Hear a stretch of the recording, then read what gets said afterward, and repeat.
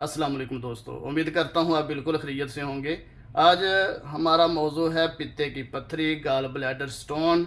ये gall bladder stone होता क्या है, किन वजूहात की बना पर होता है और इसकी वजह से कौन सी अलामात जिस्म के ऊपर ज़ाहिर होती हैं, किन एहतियाती तदाबीर को इख्तियार करने से इस मसले से बचा जा सकता है और ऐसी होम्योपैथिक मेडिसन का जिक्र करूँगा जिनके इस्तेमाल करने से पित्ते की पत्थरी निकल सकती है और ये पित्ता रिलैक्स हो जाता है। ऐसी मेडिसन का जिक्र करूँगा।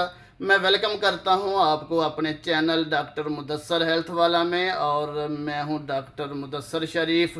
दोस्तों, गाल ब्लैडर स्टोन, पित्ते की पत्थरी किसी भी उम्र में हो जाती है। जैसे बच्चों में भी मसला बन सकता है, अडल्ट्स में, बड़ी उम्र के लोगों में ये मसला कॉमन देखने में आता है। लेकिन अगर देखा जाए तो ज़्यादातर इस मसले का शिकार 35 टू 45 और 55 ईयर के दरमियान जो लोग हैं वो ज़्यादा होते हैं और ये मर्दों में और ख़वातीन में कॉमन मसला है। लेकिन इसका शिकार ख़वातीन ज़्यादा तादाद में होती हैं।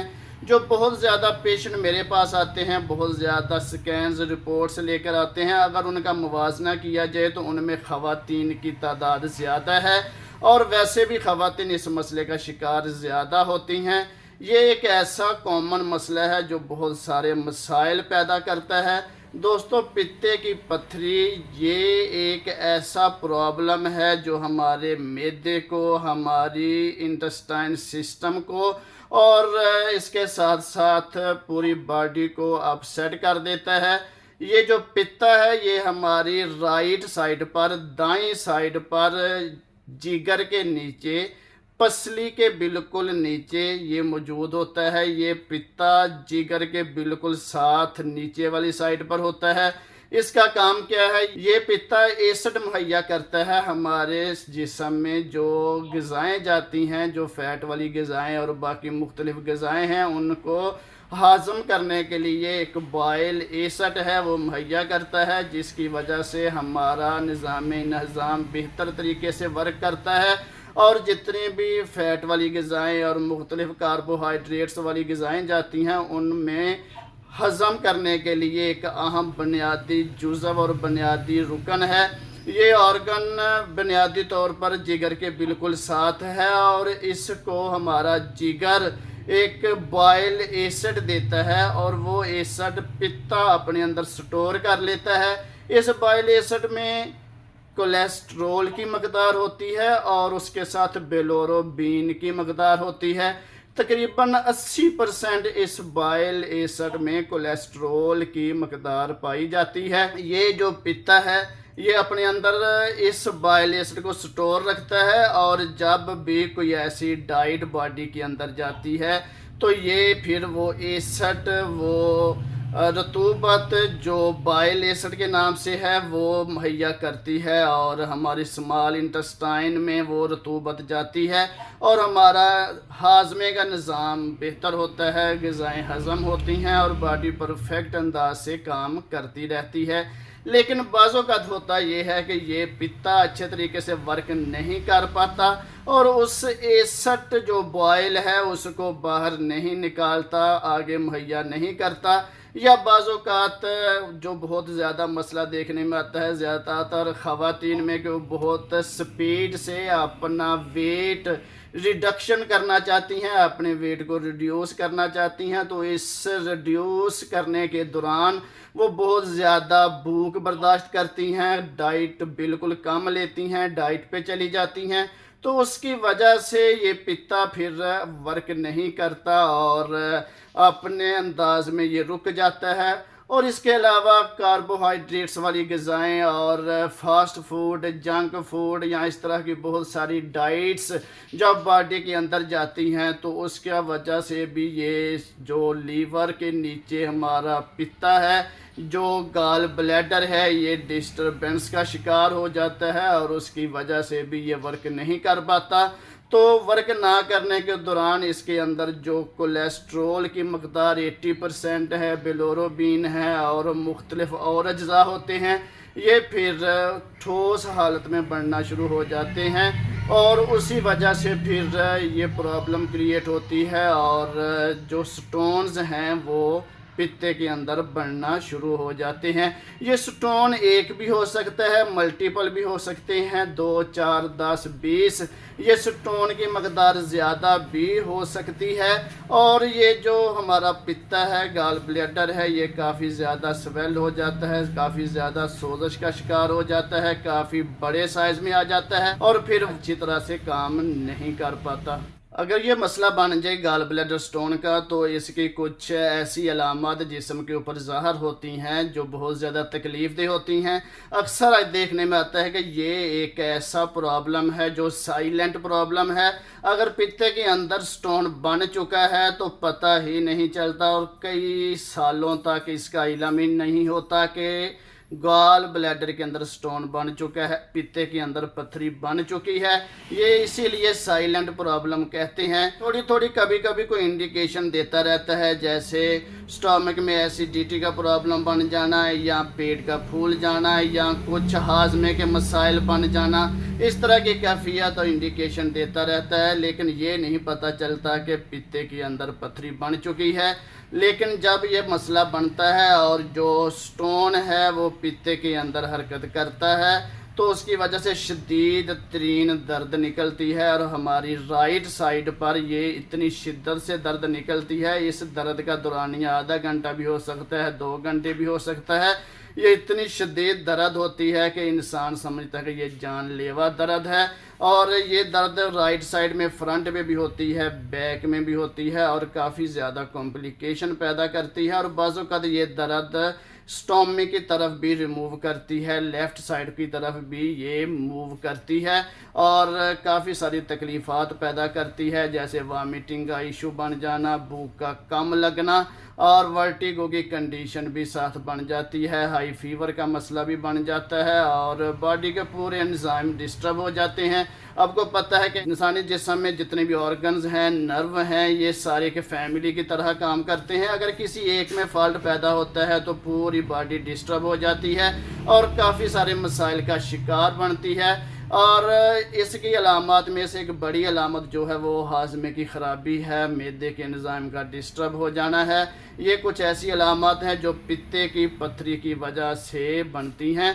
अब देखते हैं इसकी वजूहात क्या हैं। Fast food, junk food, cold drinks का बहुत ज़्यादा इस्तेमाल करने से भी ये मसला बनता है। और दोस्तों आपको बताता चलूँ, चीनी एक बहुत बड़ा फैक्टर है। चीनी का ज़्यादा इस्तेमाल करने से भी प्रॉब्लम्स बनती हैं। ओबेसिटी, मोटापा भी एक बुनियादी वजह है, उसकी वजह से भी ये मसला बन सकता है। और उसके साथ कुछ ऐसे दोस्त, ऐसे लोग जिनका कोलेस्ट्रॉल हर टाइम बढ़ा रहता है, यूरिक एसिड बढ़ा रहता है, तो उसकी वजह से भी कॉम्प्लिकेशन बनती हैं और गॉल ब्लैडर स्टोन बनने का मसला बन सकता है। इसके साथ साथ पेन किलर मेडिसिन का ज़्यादा इस्तेमाल, एंटीबायोटिक मेडिसिन का ज़्यादा इस्तेमाल, इसकी वजह से भी कुछ बॉडी में कॉम्प्लिकेशन पैदा होती हैं। अब आते हैं कुछ ऐसी एहतियाती तदाबीर जिनके इख्तियार करने से इस मसले से बचा जा सकता है।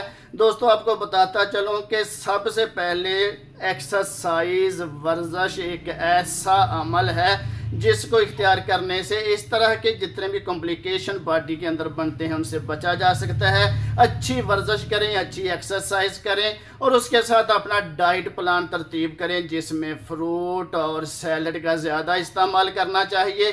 पानी मिनिमम 16 से 20 गिलास पर डे इस्तेमाल करना चाहिए और उसके साथ साथ कोशिश करें डिप्रेशन, एंग्जाइटी से बचें। नींद 8 घंटे प्रॉपर लें। अब आते हैं ऐसी कौन सी होम्योपैथिक मेडिसिन हैं जिनको इस्तेमाल करने से पित्ते की पथरी को निकाला जाता है और ये जो हमारा पित्ता है ये रिलैक्स हो जाता है, क्योंकि जितने भी एलोपैथी फील्ड हैं उनमें तो फौरी तौर पर ये फैसला लिया जाता है कि इसका फौरी तौर पर ऑपरेशन करवाएं। दोस्तों आपको बताता चलूँ कि अगर यही पथरी गुर्दे के अंदर हो जाए, किडनी के अंदर हो जाए तो फिर किडनी का ऑपरेशन करके स्टोन को बाहर निकाला जाता है। लेकिन अगर ये पथरी, ये स्टोन हमारे पित्ते के अंदर बन जाए तो बजाय स्टोन निकालने के उस पित्ते को रिमूव किया जाता है। अब जब पित्त रिमूव हो जाता है तो ये तो एक बुनियादी एसिड पैदा करता है, बॉयल एसिड, जो हमारे मैदे के एंजाइम को बेहतर करता है। लेकिन अगर ये पित्ता ही निकल जाए तो फिर सोच सकते हैं कि कितनी सारी परेशानियों का सबब बन सकता है ये मसला, और कितने सारे कॉम्प्लिकेशन बॉडी में बन सकते हैं। तो ये जब पित्ता ही रिमूव हो जाएगा तो काफ़ी सारे मसाइल जिस्म को देखने में मिलेंगे। तो अभी ये जो प्रॉब्लम है इसको ना तो ऑपरेशन करवाना है और ना ही इसकी वजह से परेशान होना है। इसके लिए अच्छी होम्योपैथिक मेडिसिन हैं, ये आप अच्छी तरह से देखें, सुनें, लिख लें और इनको इस्तेमाल करें, आपके पित्ते से ये पथरी निकल जाएगी। सबसे पहले चूँकि इस बाइल एसिड जो हमारे पित्ते के अंदर होता है उसमें 80% कोलेस्ट्रोल होता है, तो कोलेस्ट्रीनम 3X बहुत अच्छी मेडिसन है। इसको इस्तेमाल करने से काफ़ी सारे फ़वाइद मिलते हैं। ये कोलेस्ट्रीनम 3X सुबह, दोपहर, शाम रूटीन से इस्तेमाल करें और कोशिश करें खाना खाने से आधा घंटा पहले या 1 घंटा पहले ये मेडिसिन इस्तेमाल करें। सुबह, दोपहर, शाम 3 टाइम कोलेस्ट्रीनम 3X इस्तेमाल करें। और दूसरे नंबर पर सल्फ़र 30 पोटेंसी में लें। ये होम्योपैथिक मेडिसिन ड्रॉप्स फॉर्म में है और ये रोज़ाना सुबह खाली पेट इसके 3 से 4 कतरे आप डायरेक्ट ज़बान के ऊपर डाल लें और ये सिर्फ रोज़ाना सुबह खाली पेट आपने इस्तेमाल करनी है। उसके बाद सल्फ़र यूज़ नहीं करनी और रूटीन के साथ इस्तेमाल करनी है। इसके साथ एक मेडिसिन है फिल्टोरी। ये जो फिल्टोरी मेडिसिन है ये मदर टिंचर में लेनी है, ये क्यू फॉर्म में लेनी है। होम्योपैथिक मेडिसिन ये भी ड्रॉप फॉर्म में है और इसके भी आपने 10 से 15 कतरे सुबह, दोपहर, शाम थोड़े से पानी में मिक्स करके इस्तेमाल करने हैं। इससे भी काफ़ी सारा फाका मिलेगा। अगर आपकी बॉडी बहुत ज़्यादा फैटी है, बहुत ज़्यादा मोटापे का शिकार है और काफ़ी सारा मोटापा आने का रुझान है तो फिर आप कलकेरिया कार्ब मेडिसिन को ना भूलें।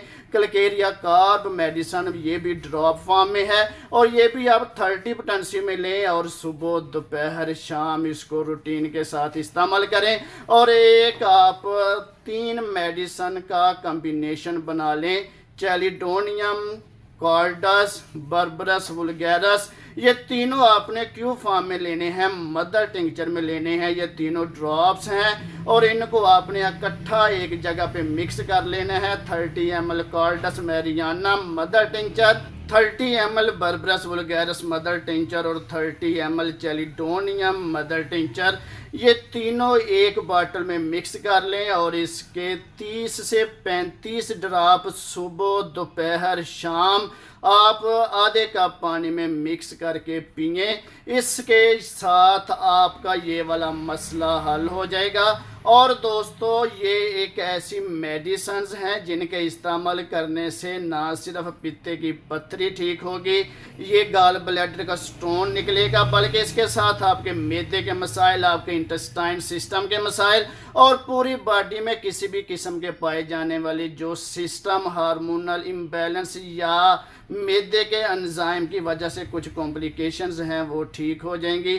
तो आप दोस्तों ये एक नुस्खा मैंने जो आपको बताया है इसको इस्तेमाल करें। सबसे पहले आप कोलेस्ट्रीनम 3X सुबह, दोपहर, शाम सल्फ़र 30 पोटेंसी में ड्रॉप में 3 से 4 कतरे ज़बान के ऊपर डालें। फिल्टोरी मदर टिंचर ये आप सुबह, दोपहर, शाम इस्तेमाल करें। सल्फ़र 30 रोज़ाना सुबह के बाद आपने इस्तेमाल नहीं करना। और chelidonium mother tincture, carduus marianus mother tincture, berberis vulgaris mother tincture, ये तीनों मिक्स करके 30 से 35 ड्रॉप सुबह, दोपहर, शाम पानी में डालकर इस्तेमाल करें। इसके साथ आपका ये मसला ठीक हो जाएगा। दोस्तों अगली वीडियो में एक नए टॉपिक के साथ दोबारा से मुलाकात होगी, तब तक के लिए इजाज़त, अल्लाह हाफिज़।